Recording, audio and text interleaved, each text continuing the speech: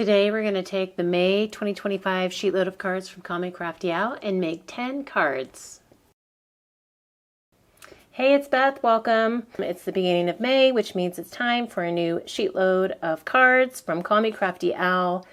This month it's using 12 by 12 pattern paper, so I picked out 2 patterns from this old My Mind's iPad. It's a combination of several of their collections from back in the day. So I'll be using that to make my 8 cards today. There is a playlist in the description box below for all of the creative team that is providing you inspiration for this month's sheet load. So check that out and let's get making my cards and I can tell you more about the sheet load. The sheet load of cards is a printable PDF that Papercrafting puts out every month. It has a card sketch, a supply list listing everything you need to make that set of cards. The number of cards it makes varies each month. Like I said, this month it makes 8. And then there's also 8 cutting guides on the back side that help you cut down all of the pieces that you'll need to make your set of cards. This month it is using 12 by 12 papers. Sometimes it's 6 by 6. Just again, kind of varies depending on the sketch. And there will be, along with the playlist for all of the other creative team members, in the description box there will also be a link to Alicia's video where she tells you how you can get this month's sheet load. All she asks is that you subscribe to her channel. So that is awesome that she provides that for us free of charge every month. If you love what she does and choose to support her, you can join her membership and you get like a lot of additional perks from being a member of her channel. And it's just a great way to show your support for like all this hard work that she puts out for us every month. So I have already cut down all of my pieces and am working on the assembly. I tend to make my cards assembly line process. I'm making 2 with you now. We'll finish the rest off camera, but and doing like all the individual steps for both cards kind of at the same time. So I'm putting the strips on the card mat layer, and then we'll add my pattern paper to these focal pieces. I did modify the sketch just a little bit in the fact, I guess 2 small ways. The first being that I added a gray card mat, and that was because my patterns have like a not white color. In like in one pattern it's more of an off-white just because it's kind of got a little bit of a vintage look to it. And so I just didn't want my not white like right up against my bright white card base. So I did add a card mat. I did it 2 ways, not thinking the first half that I cut. One was cut to 4 1/4 by, or 4 1/8 by 5 3/8, and then the other set of 4 is just 4 by 5 1/4. I did that set first, and then realized I could actually go up to 4 1/8 by 5 3/8. So. Not that that really matters, but you may see a difference kind of in the white border around the cards when I get them assembled. And then for this focal element where the sentiment goes, I did use white for my sentiment just because I did have white on the card. And I just chose to use the white where my sentiment is. I didn't add the white layer like all.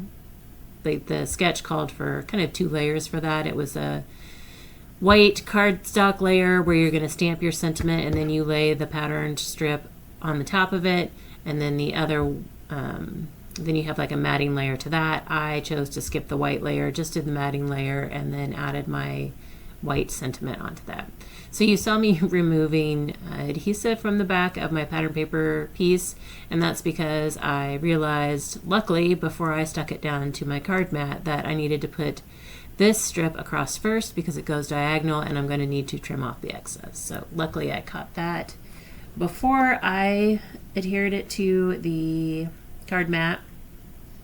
And one nice thing about the tape the tape style adhesive is that you can kind of rub it off, and if you rub gently, it doesn't hurt your paper. So, crisis averted. I've got these pieces trimmed off, and we'll go ahead and add the matting layer. I am making Get Well Soon and Sympathy cards today, and I chose these two patterns because I thought they would work for both sentiments, and they're not like super girly, they're not really bright, they're just kind of like, you know, muted, calming, and they could work for male or female. So that's kind of my thought process on why I picked what I picked today. I just need to restock like both of these sentiments in my stash. So trimming off the excess. So this is one that is 4 1/8 by 5 3/8. One of the many reasons that I love Call Me Crafty Owl's Sheetload of cards is because it helps you to create batches of cards like pretty quickly.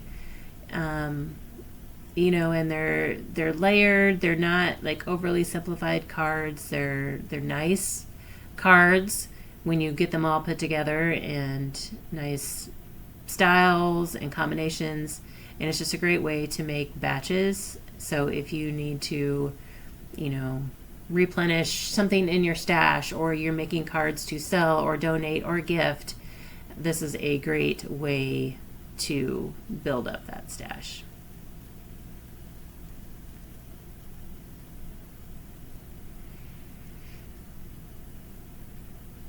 I'm working on completing my second card. These are cards that I don't make very often, and I don't need them super often, and so I tend to forget about them when I'm making cards. And so I realized that, all right, this is a good month to like focus on these two sentiments. Usually I'm making like birthday, thank you, thinking of you.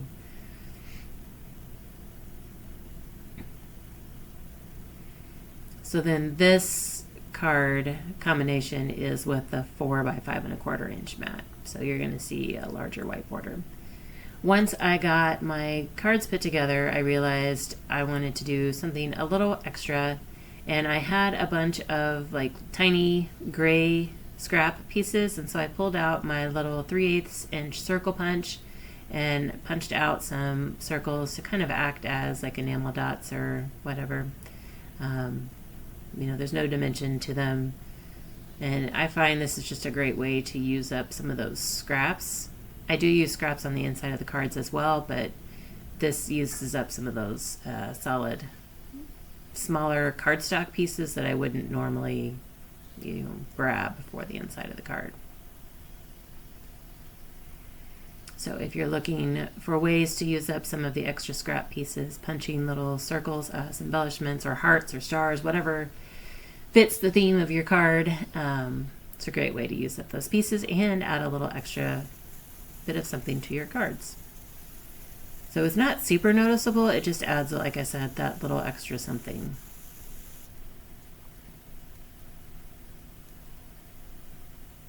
So here's the two styles of cards that I'll be making, and then here they are all completed. I did 4 of each, the Get Well Soon and then with Sympathy. Give you a closer look at each one individually, and you can see I did add the scraps on the inside. And then with the scraps that I had, I managed to make 2 bonus cards. Didn't really follow a sketch, just tried to use the pieces that were left. So I hope you enjoyed my 10 cards here today.